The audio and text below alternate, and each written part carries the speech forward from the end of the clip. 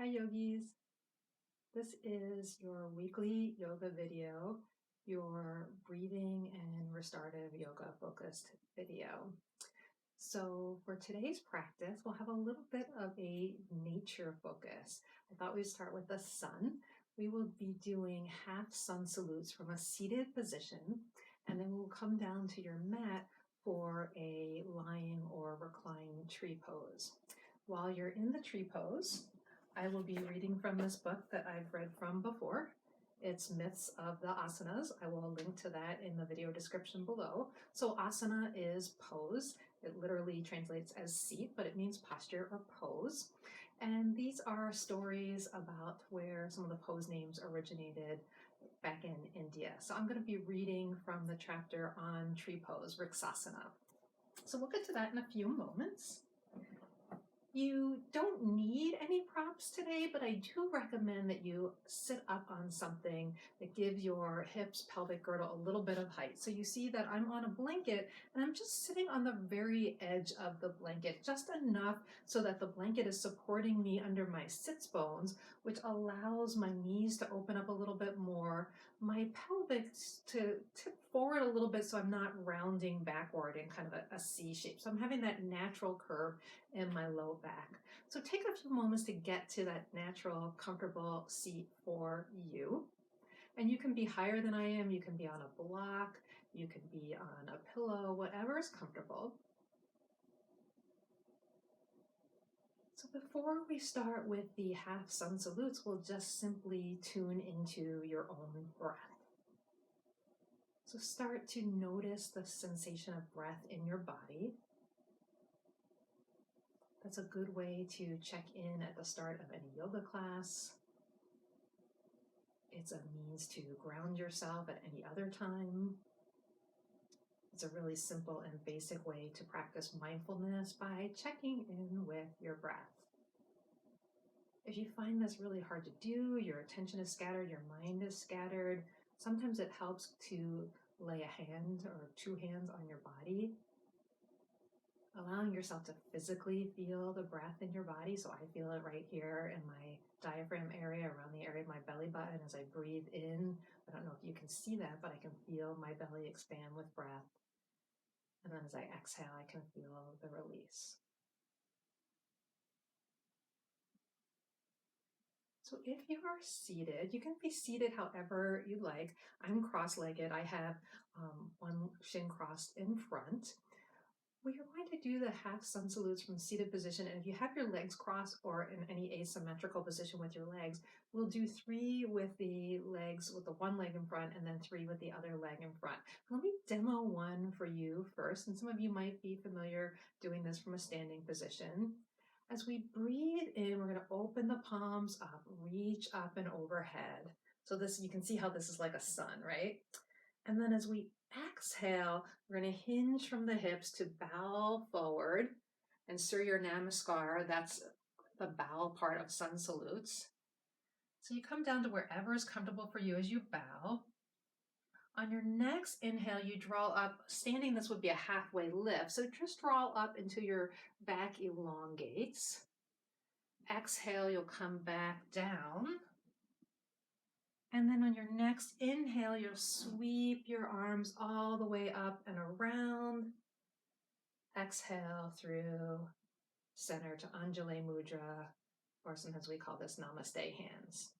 So that's the basic structure. We'll flow a little bit more, and I'll do these with you. So we'll do 3, as I said. I'll have my one shin in front, and then we'll switch if you are seated cross-legged or in an asymmetrical way, and do 3 the other way. Okay, ready? Breathe in, circle the arms up and overhead. Take space in your sun breath. Exhale, bow forward, hinging from the hips. You can allow your chin to come down, back to round a little bit. Inhale, slide your hands in as you come up to an elongated back. Exhale, release. Inhale, sweep your arms up and overhead. And exhale, back through center. 2 more this side. Inhale, arms up and overhead. Exhale, bow forward. Inhale to a half lift, a long back. Exhale forward. Inhale, sweep arms up and overhead. Exhale through center. One more time. Inhale, arms up overhead. If you like, you can do a little mini back bend looking up. Exhale, release forward. Inhale, slide your hands in, your back elongates. Exhale, release again. Inhale as you come up, arms up and overhead. Exhale and release. And then support your body as you switch sides. I'm just going to switch the cross of my legs and then make sure that I'm still upright on my object. I'm still comfortable. Readjust your clothing if needed. And we'll start 3 on this side. Breathe in, arms circle up and overhead. Exhale, bow forward, releasing into the power of the earth. Inhale, halfway up to lift, sliding your hands in to support you. Exhale, release. Inhale, arch up, reach up. Exhale, hands come back down through center. You can either draw the hands to the middle or circle them. Inhale, up and around. Maybe look up into your little back bend. Exhale, bow, hinging from the hips. Inhale, halfway up to lift. Exhale, release. Inhale, raise your arms, big sun breath. Maybe look up to your hands. Exhale, slide through center. One more. Inhale, circle arms up overhead. Exhale, bow. Inhale, rise halfway. Exhale, release. One more big inhale, circling the arms up. Take up space, be a nice big sun. And exhale, release your hands. With your hands staying at heart center, or maybe you just rest them on your lap. Turn your attention inward, and that can mean you cast your gaze down or you actually close your eyes. Just notice what's going on in your body now. Any changes in your breath. Any shifts in your energy. There's nothing that's supposed to happen. We're just looking for what is there, what is happening. So as you're ready, we'll come to lying on your back. I'm going to set you up for reclined tree pose. I'll set you up on one side. You can start on whatever side you'd like.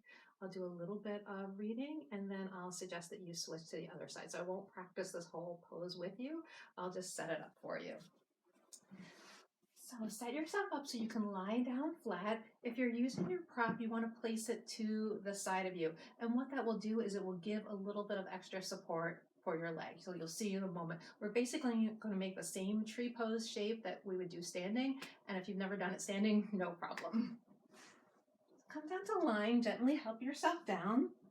You can start with both feet flat on the floor. And then straighten one leg. I'm going to straighten my leg that's further away from you. This other leg, I'm going to start to open up, and I'm going to open around my pelvic area.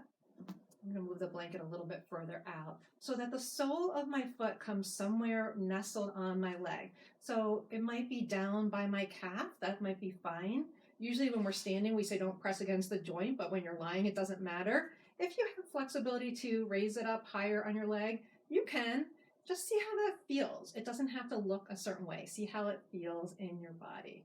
And then you'll see my leg coming out, my thighs not touching the ground. So I'm going to take my blanket here, and I might even double it up a little bit for a little bit more support so that I can open up, but that I can be supported. In restorative yoga, we're not really trying to stretch. We're trying to support our body in a shape. So by putting this blanket here, it supports this leg. I can get a really comfortable, relaxed position.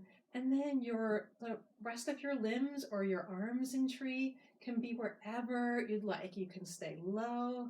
As I mentioned earlier, sometimes resting your hand on your body can help you feel your breath. If you'd like to have larger, more upright tree branches, you can do that. I like to be a cactus shape sometimes. You could even touch your fingers to your head.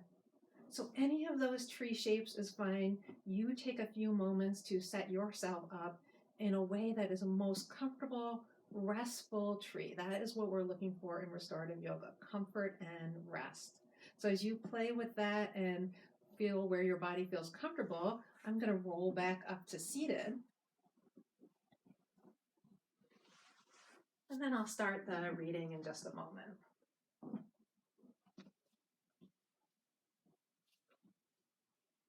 So again, allow your body to get comfortable in your tree. Anything that doesn't feel comfortable, grab another blanket, a small pillow. You could have a pillow under your head as well.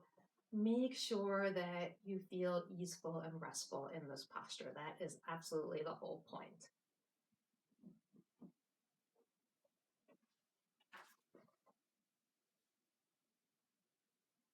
So the chapter on tree pose starts on page 166. And the first thing mentioned is that vriksha means tree in Sanskrit, so that's where we get the pose name, vrksasana. I'll read the first opening paragraph, and then I'm not going to read the whole chapter, but I'll read a few selections from the chapter. So the tree pose is a standing balance on one leg. The foot of the lifted leg is placed on the inner thigh of the standing leg, and both hands are held above the head, palms joined together. The legs represent the roots of the tree buried underground, and the trunk of the tree begins at the trunk of the body, growing all the way up through the spine and the arms, which are the branches. This pose enhances stability and strengthens the ankles, calves, and thighs. It also strengthens the muscles of the legs, groin, and chest. So doing this pose in a reclined fashion, we're not getting all of those benefits. We're not getting as much of the balance and the strengthening, and yet we can still get the elongating. So as you're lying there, feel as if you can lengthen your tree from top to bottom, from your extended leg to the crown of your head or to your arms if your arms are overhead. And also see if you can feel that sense of rootedness. It's not your one foot that's rooted into the ground, but it's your entire back body that's helping to root you in this pose. See if you can sense that grounding, that sense of the earth supporting you. So the chapter continues with a little information about the Yogi Tree. That's what I'll read next. Since ancient times, yogis have made the forest their favorite place for yoga practice. The trees were their home, providing them with shelter and an abundance of food in the form of fruits and nuts. The forest also symbolized a pristine world that was conducive to a life of contemplation without material possessions. The shade beneath a tree was thought to be the best place for a student to receive spiritual knowledge from a teacher.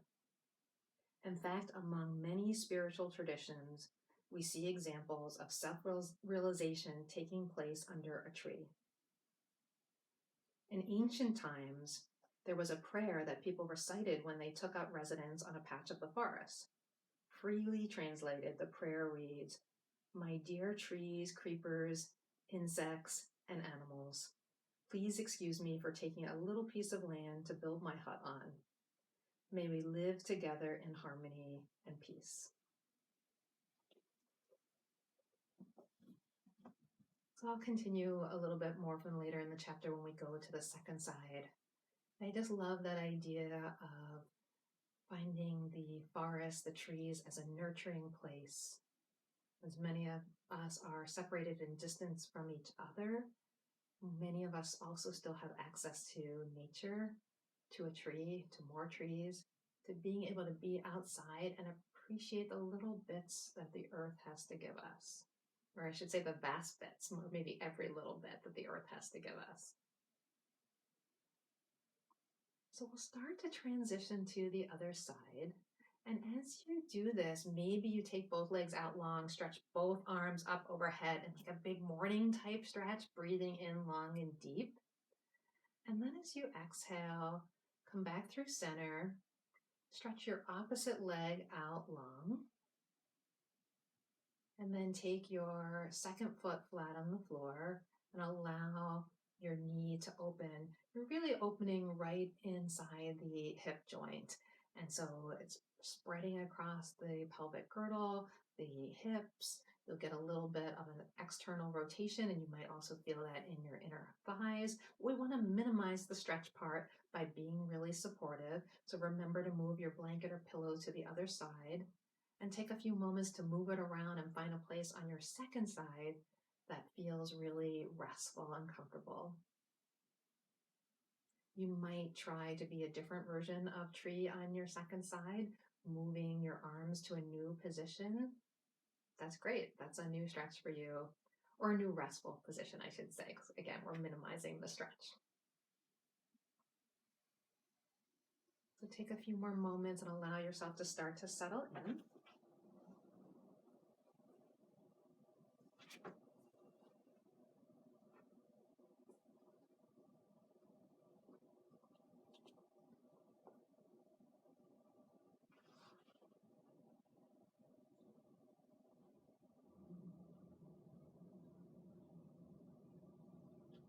So the first part of the chapter also mentions that Krishna, that's one of the Indian deities, in the Bhagavad Gita, compares the world to a banyan tree with all of its many branches where all species of life wander.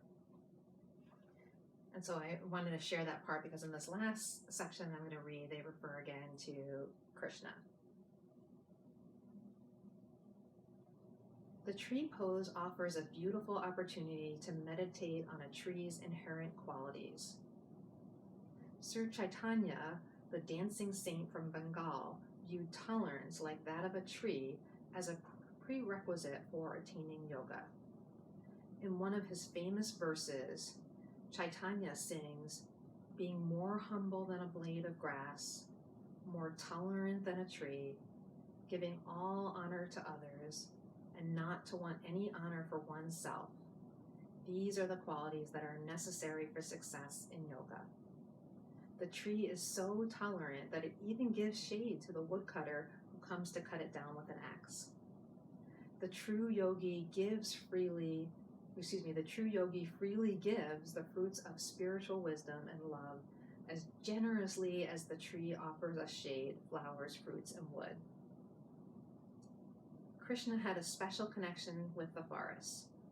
He was born and raised in Vrindavan, which means the forest of Vrindavan trees. In the Bhagavata Purana, Krishna praises the trees, exclaiming, "Just look at these most fortunate trees of Vrindavan. They have dedicated their lives to the welfare of others. Individually, they tolerate all kinds of natural disturbances, torrents of rain, scorching heat, and piercing cold. But they are very careful to relieve our fatigue and give us shelter. My dear friends, no one is denied shelter by these trees.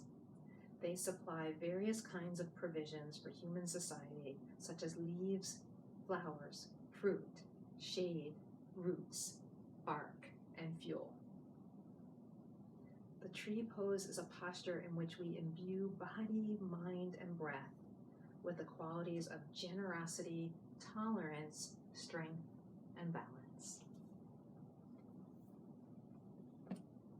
So perhaps in these last few moments in your reclined tree pose, you reflect on some of those qualities.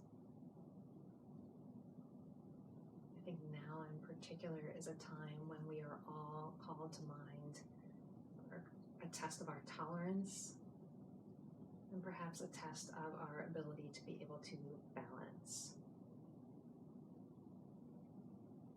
I truly believe in the mind-body connection of yoga and its ability to help us cope with these difficult things that come along.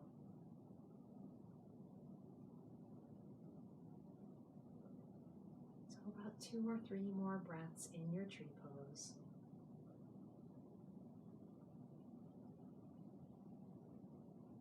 And when you are ready, bend both of your knees, feet flat on the ground. Roll yourself to one side and pause for a moment on your side, maybe curled up in a little bit of a fetal position, feeling the earth, the ground, the mat support underneath you. Perhaps it's carpet, but it's still connected to the earth. And then use your arms to help yourself up. Coming back to a seated position as we conclude together. You might once more sit up on a little bit of something. We'll do one last sun breath together, not the whole half sun salute, just the one sun breath with our arms. So breathing in, reach your arms wide. Remember, even social distancing, we can take up space, the space of the sun in the sky. As you exhale, float your hands through center. Pass the knowledge in your mind, coming to rest near the love in your heart. In psychology, we call that intersection between intelligence and love and compassion. That is our wise mind. Our wise mind definitely is challenged right now. I hope that this yoga practice today brought you maybe a little bit more wisdom, perhaps a little bit more comfort, definitely a little bit more rest, and finally a sense of pause. Thank you all for joining me again today. As always, I wish you health, be well, take care.